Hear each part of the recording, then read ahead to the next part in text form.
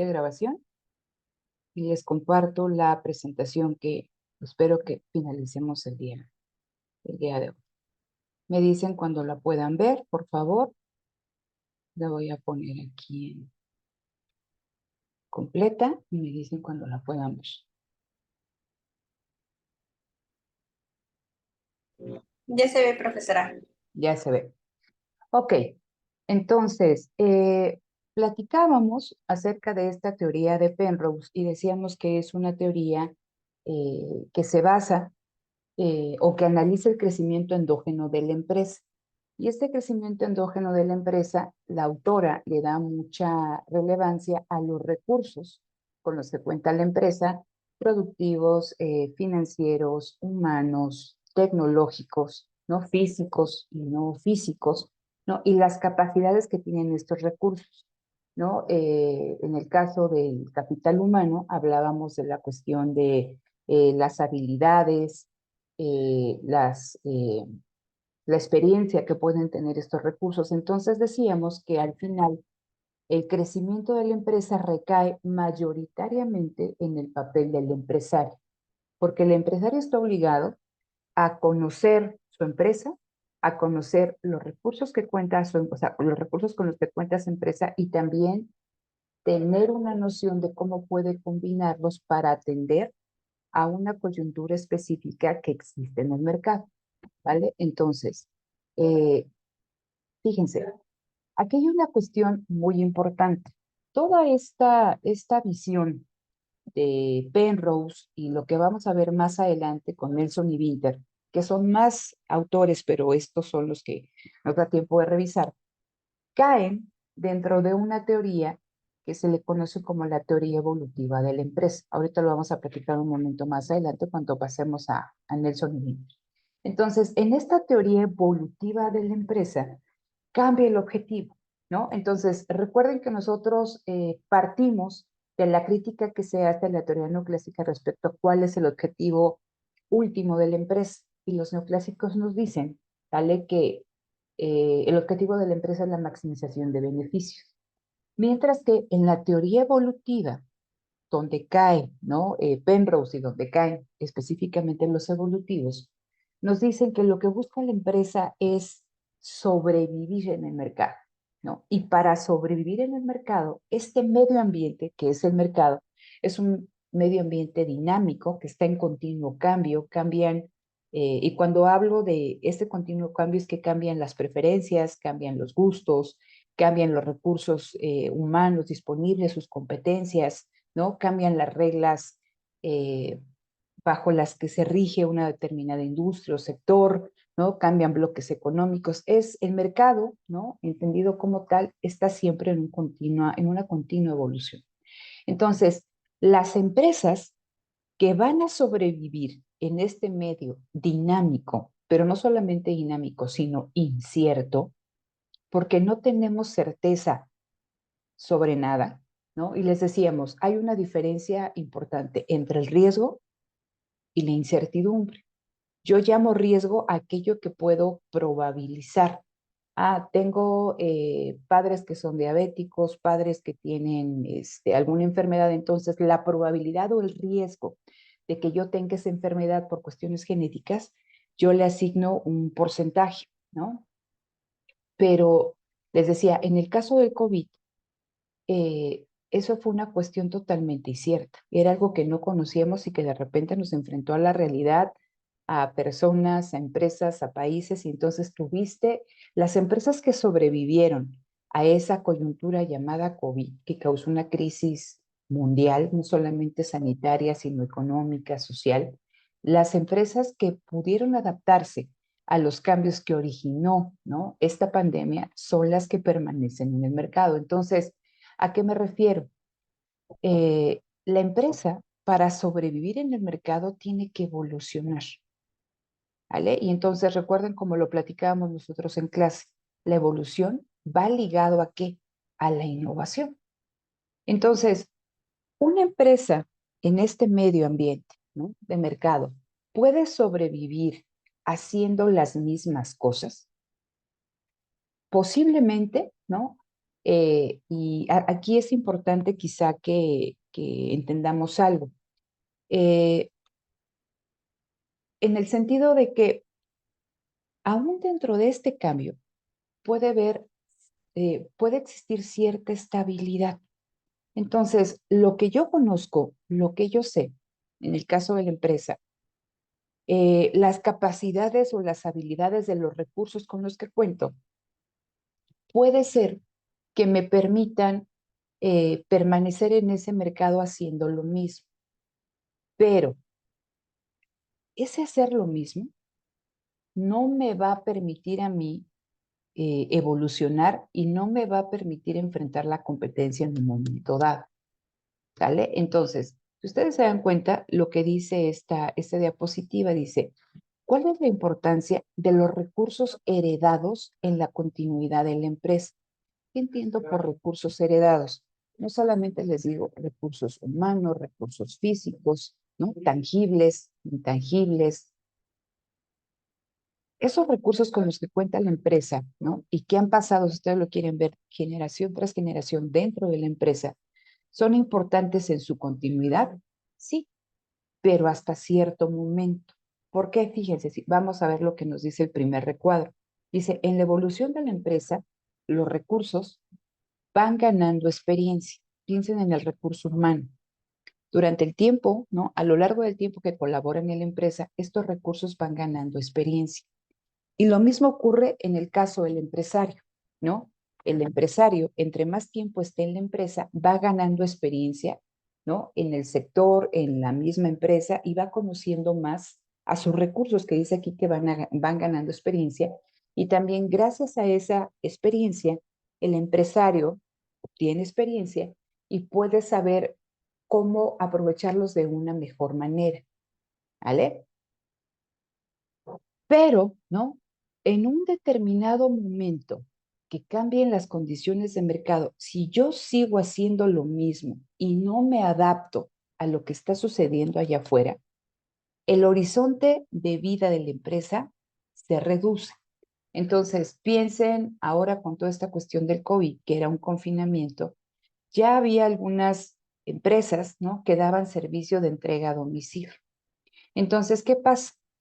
Que muchas empresas que no pudieron dar ese salto para crear toda una plataforma de ventas online y de servicios de entrega a domicilio, se van a quedar rezagadas porque ya ahora con la pandemia, lo que estamos haciendo ahorita de poder dar clase a distancia, y lo mismo para muchos consumidores ya se quedó como una forma de compra muy importante, las compras eh, por internet y también toda esta cuestión de entrega a domicilio, tanto de medicamentos como de alimentos, como de medicinas, ¿no? Entonces, y ya no digamos que es una cosa fuera de lo común, sino digamos que es el piso para muchas empresas ofrecer ese tipo de servicios.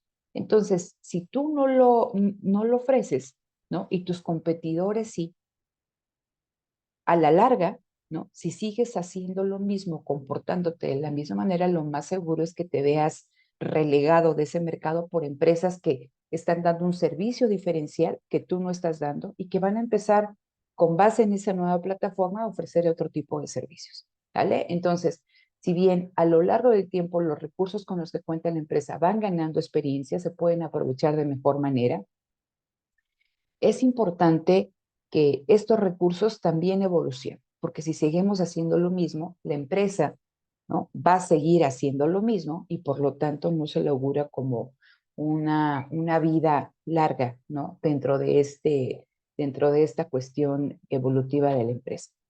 Ahora, fíjense, aquí hay una cuestión importante que vamos a encontrar tanto con Penrose como lo vamos a encontrar con Nelson y Winter, que es el papel de las rutinas, ¿vale? Entonces, aquí me gustaría, aquellos que puedan participar, ¿qué entienden por rutina?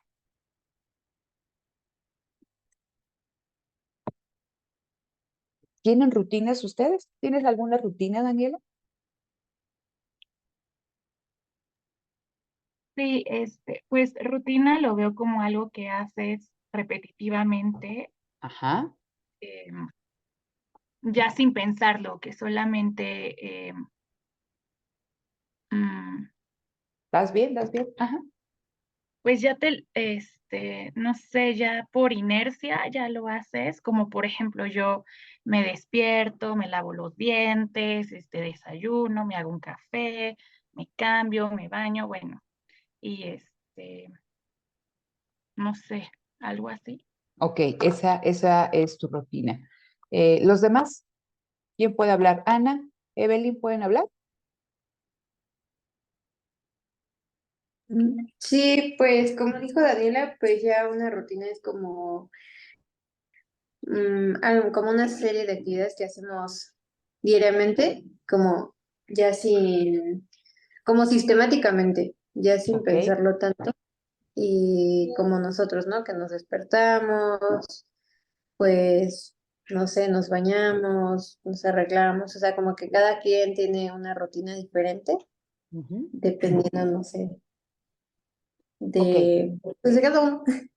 ok. Fíjense, vamos con esto, ¿no? Tenemos a Daniela y Ana. Entonces, imagínense que las dos entran a las 10 de la mañana, ¿no? Sé que Ana entra a las 8:30 y Daniela entra a las 10. Pero bueno, eh, decían, bueno, me despierto, me lavo los dientes, pero quizá otra inmediatamente se despierta y toma un baño y desayuna, o la otra no desayuna porque vive muy lejos y entonces se trae un desayuno que lo va comiendo, lo va consumiendo cuando viene de camino a la escuela, etc. Entonces, tanto Daniela como Ana mencionaron dos cuestiones importantes. A ver, eh, Daniela decía, es algo que tú realizas de manera automática, ¿no? Sin pensar. Y Ana decía también algo que es relevante. Dice, lo realizas de manera sistemática. Entonces, ¿qué es una rutina? Los evolutivos y también Penrose nos dicen que una rutina es un patrón estable de comportamiento, ¿no? Es lo que tú decías, Ana, ¿no? Es esta forma sistemática de actuar. Entonces, es todo un proceso. Hago uno, ¿no? Me despierto, me lavo los dientes, después de lavarme los dientes me meto a bañar 3, después de bañarme, me voy a preparar el desayuno 4, terminé de desayunar, me voy a lavar los dientes 5, me visto, si tengo que planchar o ya dejé mi ropa planchada y arreglada. Entonces, tenemos, ¿no? Para poder llegar a la universidad en la mañana, una serie de pasos que cumplimos nosotros de manera sistemática y prácticamente sin pensar. Entonces, este patrón estable de comportamientos es fruto de la prueba y el error.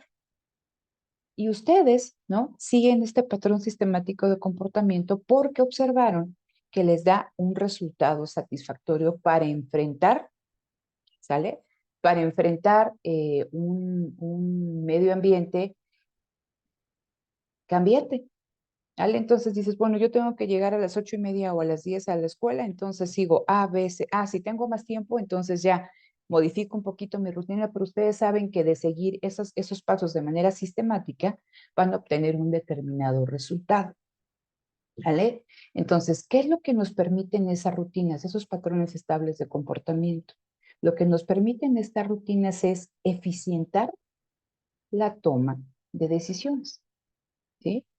¿Por qué? Porque yo sé que si hago de A a Z, voy a obtener un resultado. Si me levanto a las 7:30 ya terminé, si hago todo esto de manera sistemática, automática, y entonces si salgo a las 7:30 de mi casa, sí llego a la universidad a las 8:30, un ejemplo, ¿no? Entonces, esas rutinas, esos patrones estables de comportamiento que todos nosotros tenemos y que nos ayudan a la hora de tomar decisiones, porque no tenemos que pensar qué hago. Me baño, me lavo los dientes primero, me lavo los dientes primero, luego me baño. O sea, ya cada quien tiene sus rutinas, ¿vale?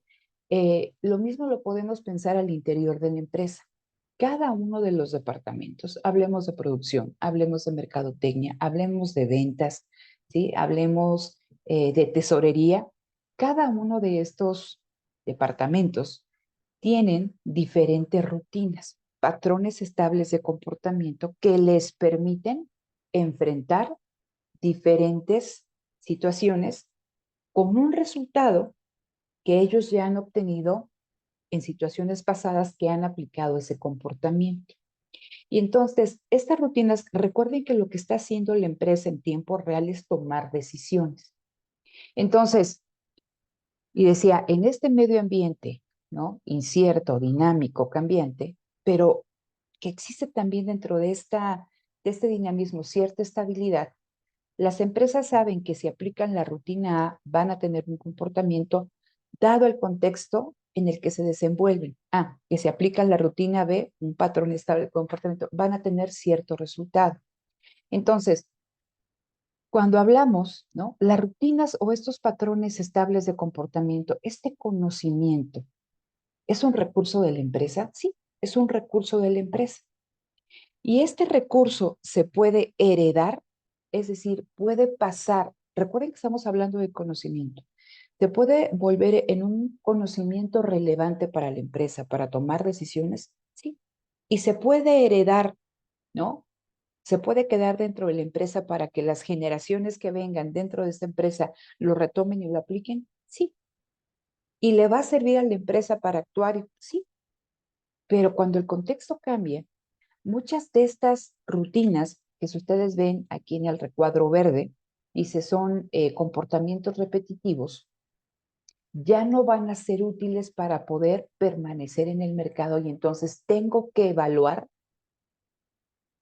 la forma, ¿no? En que yo estoy enfrentando este medio ambiente. Y puede ser que tenga yo que modificar, ¿no? De manera mínima estas rutinas, o bien que tenga que modificarlas de manera importante, o bien cambiar de rutinas. Me explico. Entonces, ¿qué pasa si de repente ustedes viven, salen de su casa y enfrente pasa el transporte para la universidad? Pero ahora porque están con esta cuestión de la infraestructura social, están mejorando las calles, está cerrada la parada y tienen que caminar 10 minutos a la siguiente parada porque eso no les queda hacer. Hay un cambio y tienen que modificar en algo esa rutina que ustedes siguen en la mañana. La van a modificar durante qué? Durante el periodo que esté esta cuestión de que estén arreglando la calle enfrente de su casa. Ya que está, la vuelven a arreglar, bueno, sigo repitiendo lo que estoy haciendo. Pero ¿qué pasa si dicen cancelamos esa parada y ahora la parada más cercana está a 10 minutos? Tienen que modificar su rutina de manera importante. ¿Sí me explico con este ejemplo? Entonces, cuando hablamos de la empresa, platicábamos la sesión pasada la diferencia entre un comportamiento que tiene el empresario o la diferencia entre el empresario y los directivos. Y decíamos que el empresario es aquella persona que tú sigues, que es una persona líder, que es una persona que convence, una persona que tiene la capacidad para estar identificando las famosas oportunidades productivas, para estar obteniendo financiamiento externo a la empresa para poder invertir y aprovechar esa oportunidad, que tiene la capacidad y la experiencia porque conoce a su empresa, conoce a sus recursos, sabe, ¿no? Tiene noción de cómo los puede combinar para ofrecer un cierto producto, un cierto servicio al mercado, ¿no? Y si esto pega y se convierte en una innovación, le va a generar a la empresa beneficios económicos. Ese es el empresario. Y decíamos que aquellas personas que prestan servicios directivos son los que se ocupan del día a día de la empresa, es decir, de pedir los insumos, de contratar trabajadores, de ver cuestiones de pago de impuestos, ¿no? Entonces, ¿y cómo lo hacen? Siguiendo rutinas, ¿vale? Que les dan determinados resultados. Por eso, si leemos este recuadro que está en verde, dice, en ausencia, y perdón, aquí no tiene que decir de dirección, en ausencia de una actividad empresarial, ¿no? O sea, de este líder, de este empresario, dice, la empresa puede seguir realizando actividades rutinarias, ¿sí? ¿Quién? Todos aquellos que presten funciones directivas. Dice, pero quizá no sea capaz de crecer con las rutinas existentes para enfrentar los cambios del entorno y permanecer en el mercado. ¿Vale? Entonces, esto no sé si quede claro, si necesitan que lo explique o tengan alguna duda.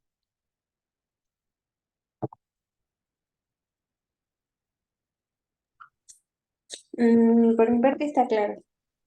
Ok, Daniela, Evelyn, Eric, si quieres puedes escribir aquí en el chat, ¿vale? Entonces, esto lo vamos a retomar por si no les queda muy claro todavía, lo vamos a retomar con los evolutivos, con Nelson y Winter, ¿vale? Entonces, a ver, vean, déjenme aquí me paso para acá. Vean, ok, fíjense, esto es interesante. Seguimos con esta cuestión de las rutinas, que al final esos patrones estables de comportamiento, les decía, son resultado de la prueba y error. Y dado que obtuviste un beneficio satisfactorio, o sea, que te eficientiza la toma de decisiones, dices, ¿por qué desayuno cereal todos los días? Porque no tengo que estar pensando si me hago huevos estrellados, huevos revueltos, un licuado. Yo ya sé que si tomo cereal, 3 minutos y ya desayuno. No estoy diciendo que sea lo más sano, saludable, pero dices, bueno, eso me eficientiza mi salir a tal hora de mi casa, ¿vale? Entonces, en esta cuestión de esos patrones estables de comportamiento. Entonces, pero veíamos, ¿no? Platicábamos hace un momentito que este mercado, o sea, este medio ambiente de mercado, la empresa enfrenta un ambiente competitivo. Y entonces, para enfrentar la competencia, ¿en quién recae la responsabilidad de plantear estrategias que le permitan a la empresa diferenciarse de las demás? Y decíamos que la diferenciación es innovación. Entonces, y esta diferenciación, ¿vale? No solamente la diferenciación, sino decíamos, ¿en quién recae la responsabilidad de identificar una oportunidad? ¿Qué significa una oportunidad? Una necesidad no cubierta y que la empresa con los recursos que tiene puede satisfacer. O bien, identificar que existe una tecnología que se puede implementar en un determinado sector de manera rentable. ¿Vale? Ahorita platicamos de esto con algunos ejemplos. ¿En quién recae esto? En el emprendedor, en el empresario, que es lo que dice aquí, ¿no? Adecuar los recursos que tienes o allegarte de nuevos recursos para enfrentar el mercado, enfatiza la importancia de la dirección emprendedora, ¿vale? Entonces, hay un concepto importante que lo vamos a ver mucho más a detalle con los evolutivos, que se llama la base tecnológica. ¿Qué es la base tecnológica? La base tecnológica no es más que el conocimiento, ¿vale? Recuerden que tecnología lo vemos en términos abstractos, ¿no? Del conocimiento que ha generado la empresa a lo largo de todo el tiempo que ha tenido de existencia en este mercado. Entonces, piensen en empresas como AstraZeneca, en el caso de las farmacéuticas, como Bayer, ¿vale? Entonces, ahorita vamos a ver si nos da tiempito, que yo creo que sí, ¿no? Cuando veamos el caso de Bayer, es una empresa que nace en 1800, creo que en el 1870, ¿no? Y entonces esta empresa, pues de 1870, o creo que un poquito, pero es de 1800, ahorita lo vemos. En 1800 a 2024, imagínense, tiene más de 100 años esta empresa. Entonces, a lo largo de estos más de 100 años, el contexto en el cual se desenvuelve la empresa Bayer ha cambiado. Entonces, la empresa ha permanecido, ha sobrevivido y está actualmente en el mercado. Y entonces, una cuestión importante es que la empresa no hubiera resistido tanto tiempo en el mercado si hubiera seguido haciendo las mismas cosas, ¿sí? Si hubiera seguido implementando las mismas rutinas. Entonces, la empresa ha tenido que modificar mínimamente o drásticamente estas rutinas o reevaluarlas e implementar nuevas rutinas. Y entonces decimos que a lo largo de todo este tiempo que tiene la empresa Bayer en el mercado, ha generado muchísimo conocimiento.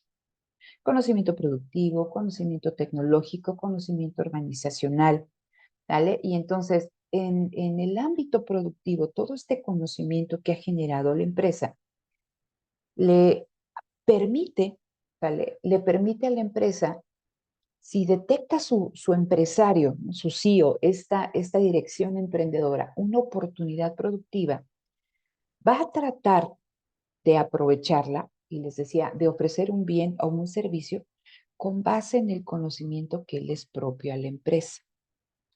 Tenemos otra empresa farmacéutica, el caso de AstraZeneca. AstraZeneca creo que es un poquito, comillas, más joven que Bayer, y vamos a ver que el conocimiento que tiene AstraZeneca es distinto del que tiene Bayer. ¿Por qué? Por lo que veíamos al inicio de toda de esta presentación. Las empresas son heterogéneas. ¿Por qué? Porque los recursos con los que cuenta la empresa son heterogéneos también. Entonces decíamos, cada empresa es distinta y el conocimiento que tiene la empresa, Bayer y AstraZeneca, es distinto. Y entonces, para poder enfrentar una oportunidad productiva, las empresas van a responder con base en el conocimiento que han generado a lo largo de toda su vida, ¿no? En el mercado, y también van a responder con base, ¿no?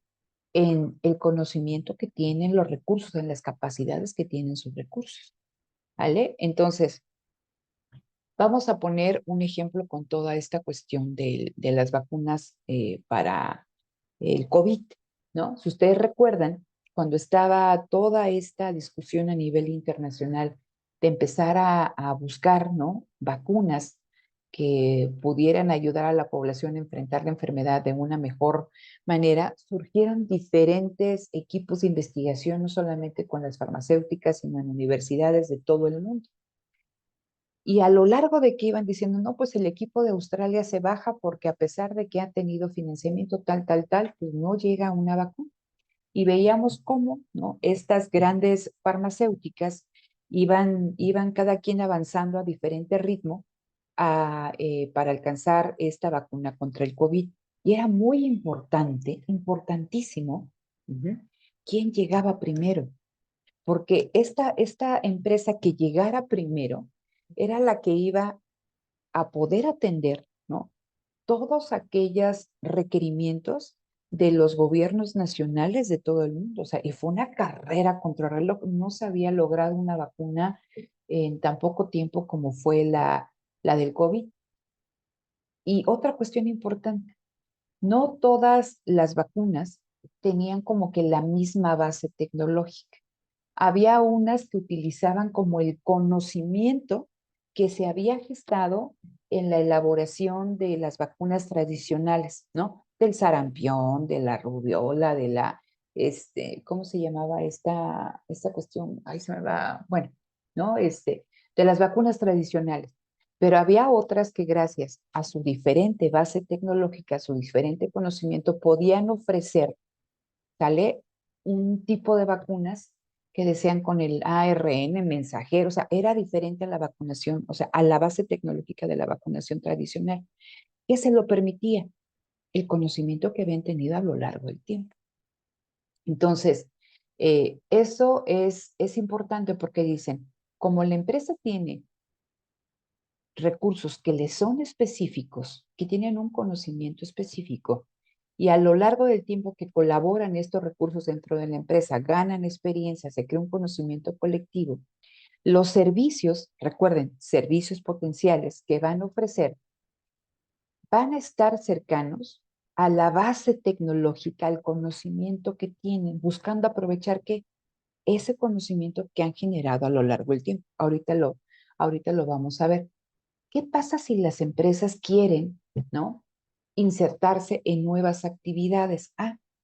Que eso va a requerir un mayor esfuerzo, no directivo, ¿no? Sino empresarial, con esta diferenciación que hace Penrose, porque incursionar en nuevas actividades que no son cercanas a lo que tú ya conoces implica un riesgo financiero importante. Ahorita vamos a ver algún ejemplo para que les quede más claro, ¿no? Entonces, esto ya lo vimos en clase, la diferencia entre los servicios empresariales y los servicios directivos, ¿vale? Eso también ya lo platicamos.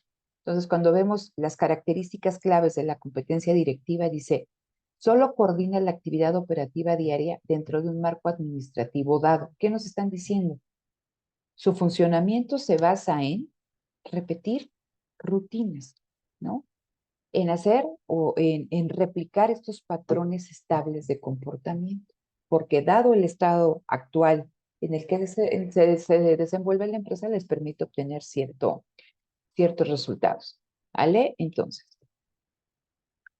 pero aquí hay una cuestión importante que me gustaría, eso ya lo vimos. A ver, pero fíjense.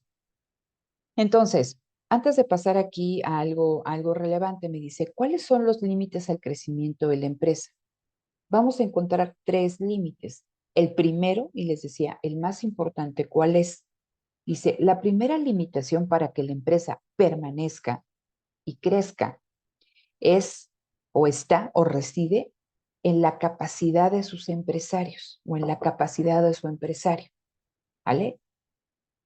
Recuerden que no se les pase, ¿no? Que esta es una teoría del crecimiento endógeno interno de la empresa. Entonces, ¿en quién reside, no? Si la empresa, o sea, la importancia o el peso de que la empresa crezca y permanezca en el mercado, en el empresario. Fíjense, si carece de esta capacidad, no pongan atención ahí porque les digo, dice directiva, pero tenía que ser empresarial. Si se carece de esta capacidad, no se podrán enfrentar las limitaciones que impongan los otros 2 factores. ¿Qué otros 2 factores? Estos que ahorita vamos a explicar. Desaprovechando las oportunidades productivas, ¿no? Entonces, imagínense, de un 100%, ¿no? De los límites del crecimiento de la empresa, dicen, el 70% recae en quién? En el empresario. Pero también existen límites que pueden afectar a la empresa en su supervivencia y en su crecimiento. Y eso es lo que pasó con el COVID, fíjense, por la situación del mercado de factores y o productos. Es decir, es una condición externa a la empresa. Ahora, ¿qué pasó durante el COVID y qué les pasó a un montón de empresas, principalmente del sector farmacéutico y del sector automotriz? En el sector automotriz, si ustedes iban a alguna concesionaria y decían, aún ya después que había pasado lo más fuerte de la pandemia, ¿no? Y decían, oye, quiero un auto nuevo, entraban en una lista de espera a veces hasta de 6 meses, porque no existían insumos estratégicos para la elaboración del automóvil, ¿no? Toda esta cuestión de los microchips, ¿no? Que fue fundamental y que, o sea, al final el COVID lo que hizo fue que rompió, si lo ven ustedes en esta cuestión de las redes, rompió la cadena de suministro a nivel internacional. ¿Por qué? Porque la mayor parte de los insumos estratégicos para fabricar un montón de productos, ¿no? Se fabricaban en China.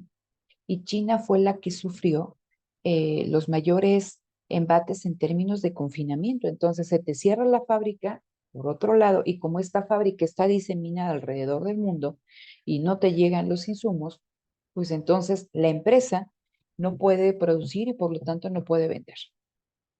Entonces, era algo que se podía prever, ¿no? Porque no lo conocíamos, ¿no? Entonces, esto es un caso extremo. Eh, ¿Qué pasaría, fíjense, si en este contexto que está arreciando todos los conflictos políticos y militares, ¿no? En Irán, la guerra entre Rusia y Ucrania, ¿no? Y que se pusiera un poco más caliente, ¿no? Israel-Palestina, que está terrible, ¿no? Que se pusiera un poco más complicado todo ese ambiente político y militar, ¿no? En esa zona. Y que ustedes como CEOs tuvieran que importar insumos de esa zona. Entonces, ustedes están generando una imagen de ese contexto y tienen que actuar en consecuencia para poder allegarse de los recursos. ¿Qué significa esto? Entonces, ¿qué pasa con el nearshoring? Había 2 estrategias. El offshoring, que era esta cuestión de por abaratar costos, ¿no? Lo que antes se producía en un país, en una empresa, o sea, en un país, ahora se disemina alrededor del mundo. Y entonces, ciertos insumos vienen de India, otros vienen de China, se ensamblan en México, se venden en Estados Unidos, etc. Entonces, les comentaba hace un momento que una gran cantidad de insumos venían de China.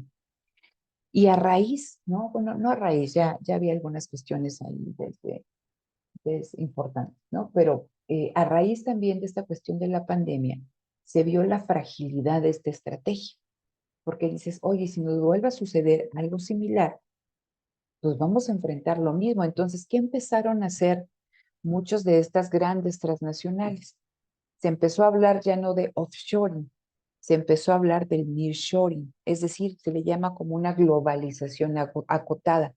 Entonces, sí, mi producción va a seguir diseminada, pero voy a tratar que esa diseminación esté más cerquita, es decir, ya no voy a, alguna empresa en Estados Unidos, ya no voy a llevar mi proceso de producción a China, sino voy a tratar que esté más cercana a los Estados Unidos, llámese México, llámese algún país en Latinoamérica, ¿no? Llámese Vietnam, que ya no esté hasta allá. Entonces, es una estrategia tratando de que, de vislumbrar cómo puedes actuar, ¿no?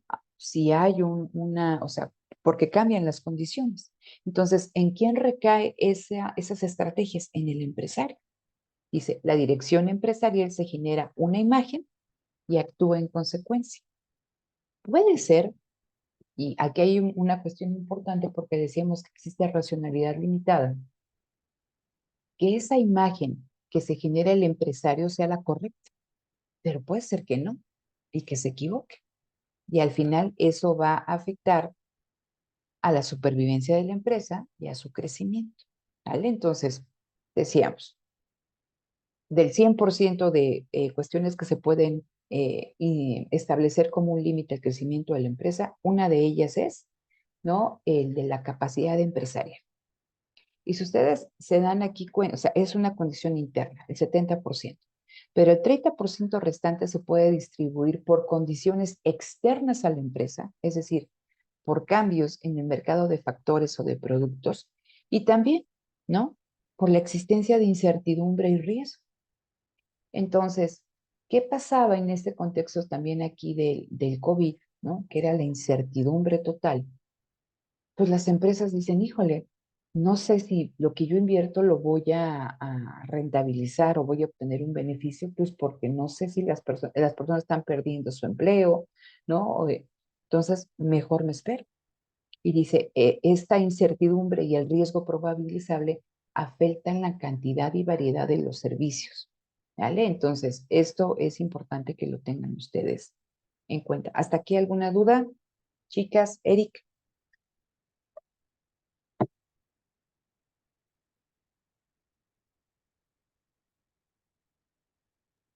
No, todo bien. Todo bien, me encanta usted que todo bien. Ok, a ver, déjame, aquí hay algo en el chat, a ver si es Eric. De momento no, ok, bueno. Ok, entonces, vean, a ver, esto, bueno, ya lo tratamos. Me voy a ir más rápido para poder ya terminar a Penrose, que me interesa mucho. Fíjense.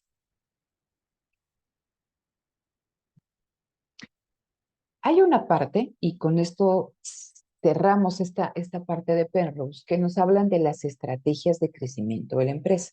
Entonces, primera cuestión, la empresa puede crecer por sí sola, ¿vale? O sea, dentro de la empresa existen los factores que si el empresario sabe identificar una oportunidad productiva y sabe cómo combinar a los diferentes factores con los que cuenta la empresa y rendir un producto o un servicio, la empresa puede crecer, ¿sí? Puede sobrevivir en el mercado. Porque todo se basa, le decíamos, en conocimiento. Pero ¿qué pasa? O sea, la empresa, eh, no solamente decimos, me basta con sobrevivir, ¿vale? La empresa necesita crecer. Y para crecer, si ustedes se fijan en el primer recuadro, se tienen que aprovechar las oportunidades que surgen allá afuera y emplear, dice aquí, los recursos productivos disponibles. Entonces, es muy importante toda esta información que genera, o sea, bueno, no la información, que el empresario sea capaz de identificar una oportunidad y que sepa si la puede aprovechar o no. Y eso ya es una cuestión relevante. A ver, voy a tratar de explicarme de mejor manera. Yo soy, Cloralex, ¿vale? Y entonces con esta cuestión de la pandemia veo que es muy importante, están cambiando todos estos patrones y creo que ya lo habíamos platicado ahí en el salón, ¿no? Todos estos patrones de limpieza, que ya la limpieza no solamente se queda en la casa, ¿no? Sino que las personas están interesadas en estar limpiando sus manos, en estar limpiando de manera constante su espacio de trabajo y que no vas a cargar con el cloro, que no vas a cargar con el jabón, o sea, eficientar eso. ¿Por qué surge esta oportunidad? Pues por el contexto del COVID. Ok. Entonces, el CEO de Cloralex identifica esta oportunidad productiva y dice, entonces, con base en los recursos con los que cuento, con base en el conocimiento tecnológico que tengo, ¿qué puedo ofrecer al mercado para atender esa necesidad? Entonces dices, bueno, pues yo lo que mayoritariamente hago, pues es vender cloro. Pero entonces, ¿qué tal si ahora yo diversifico, ¿no?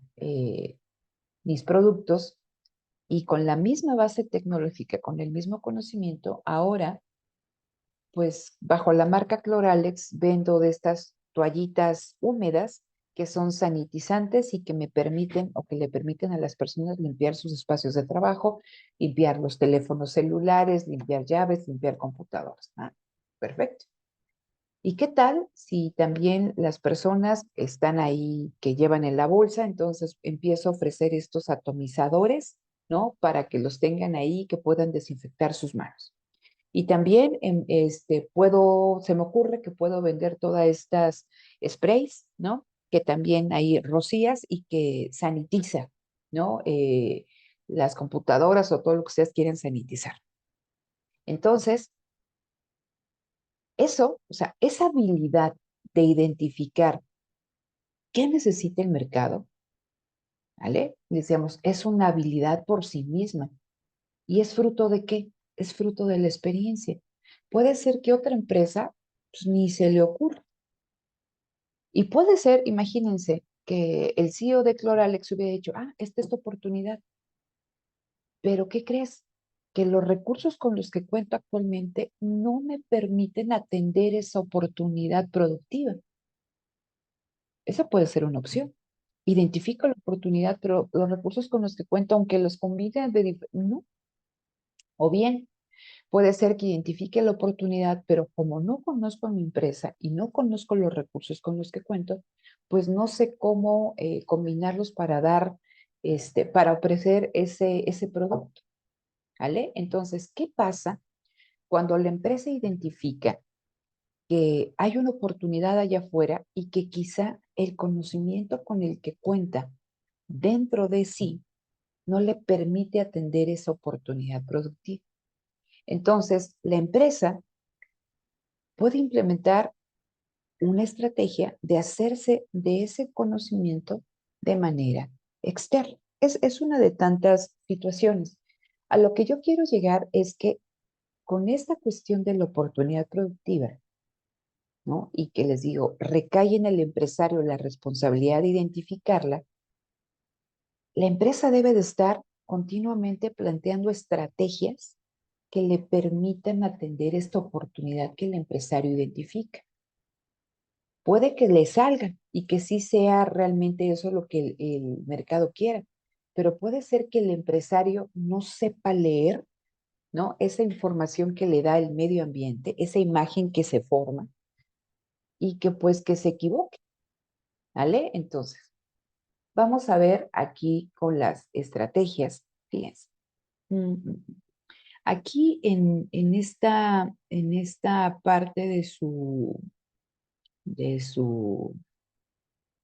del documento que ustedes revisaron, me estoy yendo un poquito más rápido, nada más para ver si esto es lo mismo que viene por acá. Sí, fíjense. Estrategias de crecimiento de la empresa, ¿no? Aquí la autora identifica 4 estrategias de crecimiento que puede seguir una empresa. Entonces, dice, diversificación en la misma área tecnológica. Vamos a leer y vamos a explicar. Dice, ¿cuál es el objetivo? La empresa, ¿no? En esa cuestión de sobrevivir y crecer, tiene que plantearse una estrategia. Sin estrategia, no llegas a ningún punto, ¿vale? Es lo que dice Pedro. Entonces dice, a ver, ¿cuál sería el objetivo si la empresa decide crecer diversificándose en la misma área tecnológica? Que es lo que yo les estaba contando del caso de Cloralex. Entonces, Cloralex ya no solamente va a vender cloro líquido, sino ahora amplía, ¿no? Con esta misma base tecnológica, con este mismo conocimiento, amplía la cartera de servicio, de productos que ofrece al mercado. Entonces les decía toallitas, el spray, la solución aquí antiséptica. Ahora ya no solamente hay Cloralex líquido, sino hay Cloralex en gel. Y ahora también como hay toda esta cuestión no solamente a raíz del COVID, sino ahora es más común que las personas hay como una mayor concientización hacia las mascotas, ¿no? Entonces hay Cloralex mascotas, ¿no? Entonces, ¿y quién está viendo esas oportunidades? El sí. Está diversificando su cartera de productos con base en su misma área tecnológica, ¿vale? Fíjense. ¿Cuál es el objetivo? Dice, la necesidad de aprovechar mejor los recursos con los que cuenta la empresa, sabiendo que el mercado aceptará tal expansión, que en este caso, ¿no? Es la producción de más artículos basados en la misma tecnología y vendidos en el mercado en el que ya se opera. Entonces, la empresa identifica que dentro del mercado en el que opera puede crecer si diversifica los productos que está ofreciendo. ¿Sí me explico?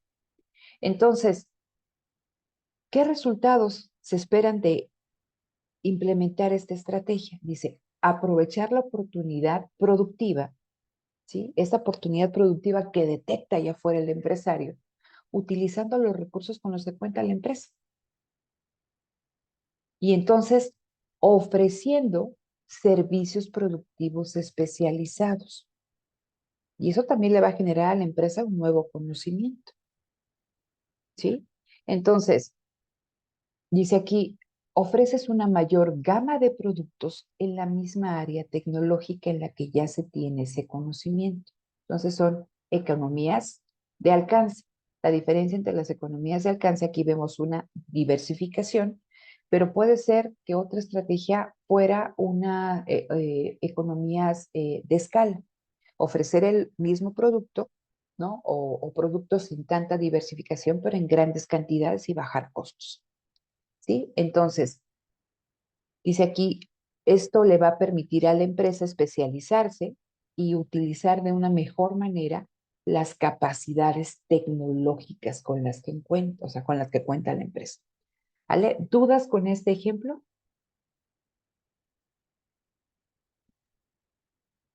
Ahí, profesora, por ejemplo, podría ser vender un producto, pero en distintas presentaciones, o sea, en diferentes tamaños o en diferentes, no sé, empaques. Por ejemplo, ¿Sí? ayer que fui al súper, vi que vendían ya la leche, en vez de Tetra Pak para niños, también como que en bolsitas.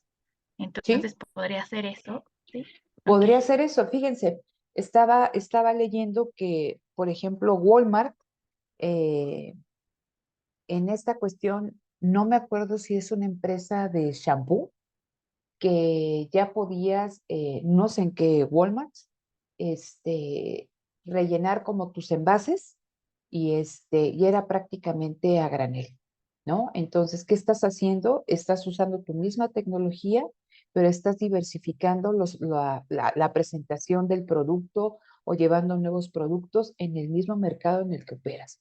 ¿Qué estás haciendo?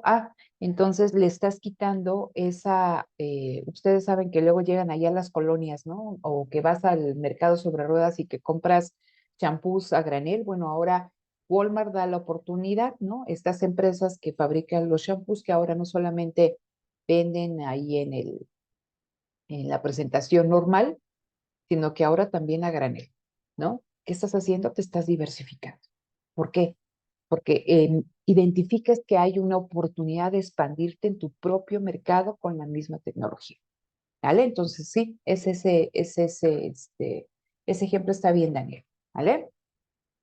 Entonces, los demás, Eric, a ver quién está aquí porque he visto que se están desconectando. Ana, Lisette, ¿queda claro? Sí, sí queda claro. De Sí. hecho, como usted dijo de como que ya venden a granel, sí lo había visto ya en el Sam's, que compran los, como por ejemplo el detergente, Ujú. alguna marca y ya con el mismo envase ya nada más lo puedes ir a rellenar y ya cuesta menos, cuesta como, o sea, bueno, Tam- cuesta menos que el nuevo, pues. Y también pasa con las croquetas de los perritos, ¿no? O de los gatos también. Por ejemplo, Soriana, me ha tocado ver que hay como unos contenedores en los que tú vas y,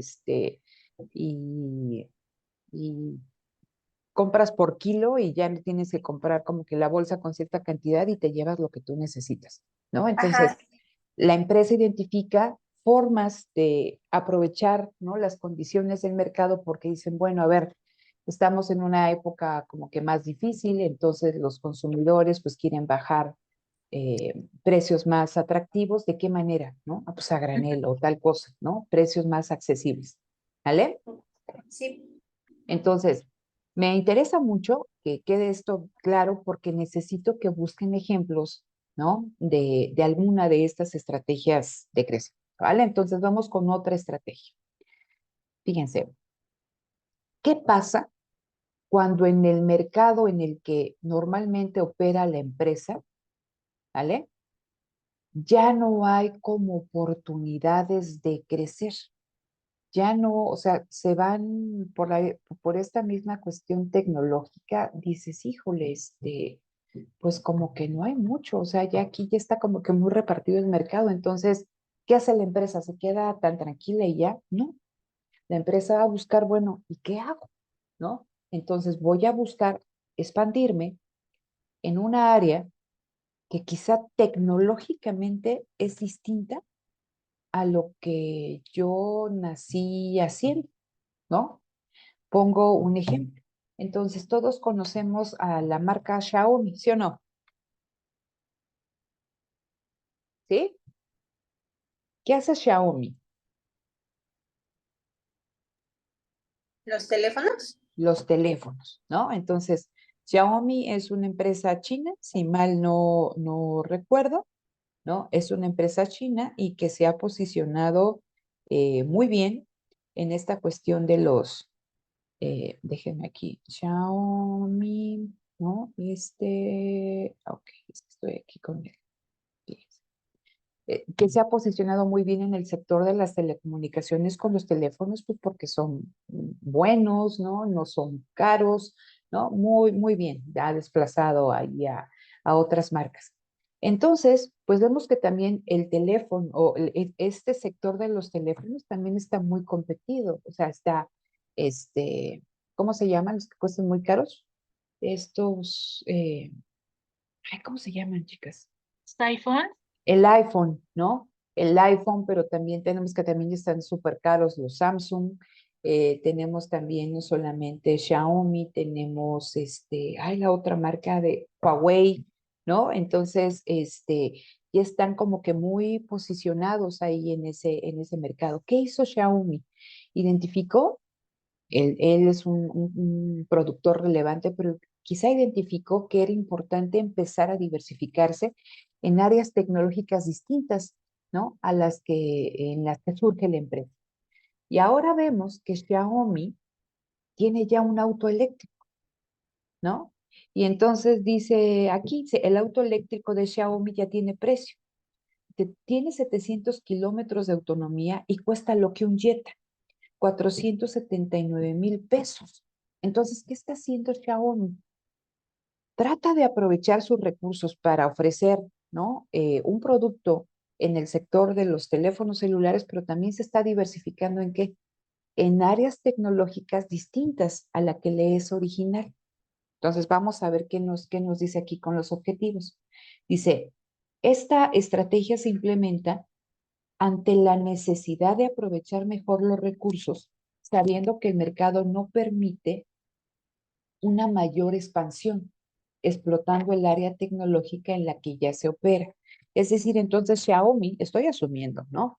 Pero los directivos de Xiaomi, los empresarios, el CEO de Xiaomi dice, híjole, es que aquí, pues cada vez está como más competido crecer en el sector de los celulares. Pero, dado el conocimiento que yo tengo, si me asocio con otras empresas, puedo ingresar en un mercado, ¿vale? Utilizando esta base productiva, este conocimiento que ya tengo y ofrecer nuevos artículos. Eso es lo que dice. Participación en nuevos, o sea, ¿qué significa esto? Participar en nuevos mercados con nuevos artículos, empleando la misma base productiva, la misma base tecnológica. Esa es una opción. Otra opción que puede ser participar en el mismo mercado, pero con un nuevo producto basado en otra tecnología. ¿Esto qué ejemplo sería? El caso de automóviles, ¿vale?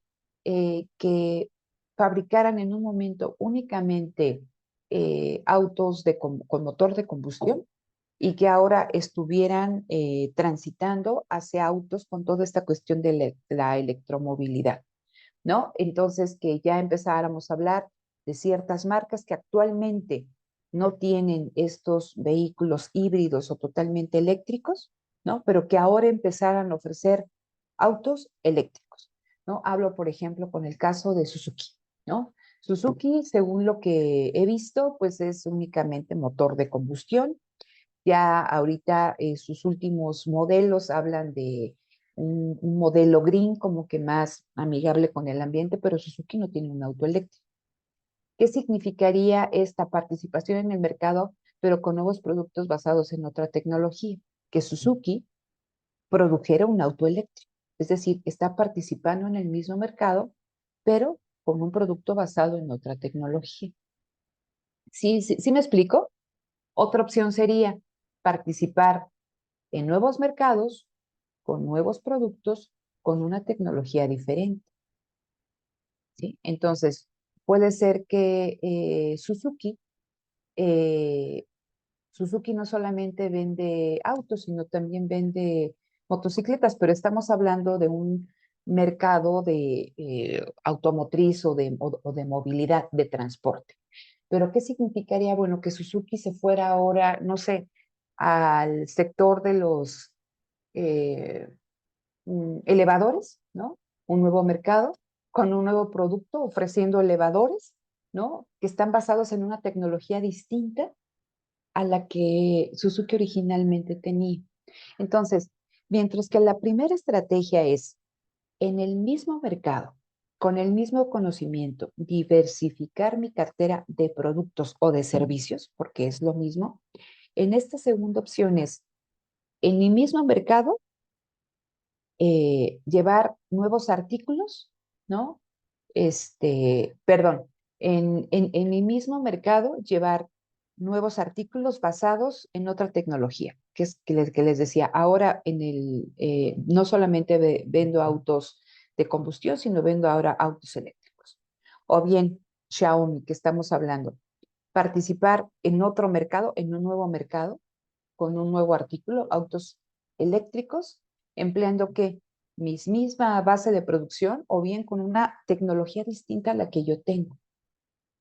Entonces, vean por qué se hace esto. Dice, porque se busca aprovechar la oportunidad productiva y siempre lo vamos a ver, aprovechar la oportunidad productiva, una necesidad que está ya insatisfecha o bien una tecnología que se puede utilizar en una actividad de manera rentable. Dice, enfrentando cambios en las condiciones externas de la empresa, en precios, en los gustos, en la tecnología, ¿no? Dice, y ofrecer una gama de productos en áreas tecnológicas distintas a la original. Y esto va a ser que la empresa para implementar esta estrategia pueda, ¿no? O tenga la necesidad de integrarse verticalmente, como lo que nosotros decíamos, internalizar actividades hacia atrás o hacia adelante, o bien integrarte de manera horizontal, ¿para qué? ¿No? Para poder ampliar, dice aquí, ahora vamos, ya no creo que nos dé tiempo, ahorita dice las competencias tecnológicas de la empresa. Déjenme ver aquí el chat. Un ejemplo también podría ser Amazon. ¿Cómo Amazon? O con qué ejemplo, Eric? Para poderlo platicar, a ver si lo puedes poner aquí en el chat, lo leo y lo trabajamos. Entonces, ¿quedan claro estas dos estrategias?